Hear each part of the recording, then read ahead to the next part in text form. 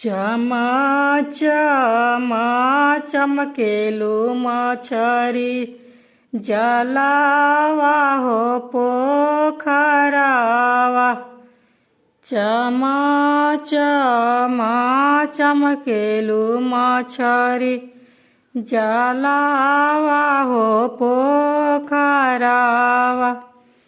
अरे एक दिनवा अइहे मछली जुलुमी हो मालावा।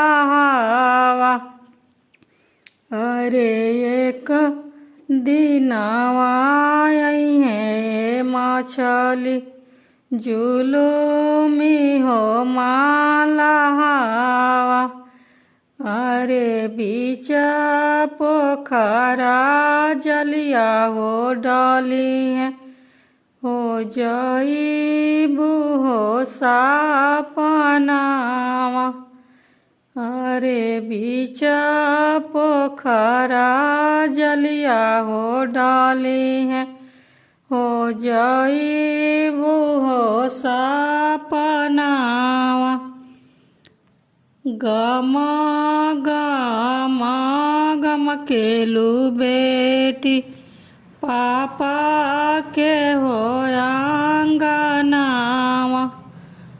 गमा गमा गमकेलू बेटी चाचा के हो आंगनावा। अरे गमा गमा गमकेलू बेटी भैया के हो आंगनावा।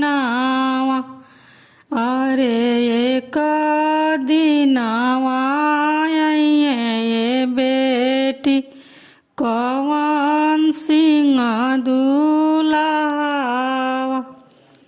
अरे एक दिनवा ये बेटी कवन सिंह दुलावा। अरे बीच गलिया माँ सलल खड़ियाई है हो जाई बूहो सापनावा। अरे बीच रहिया मसल लगाई है हो जाई बूहो सापनावा।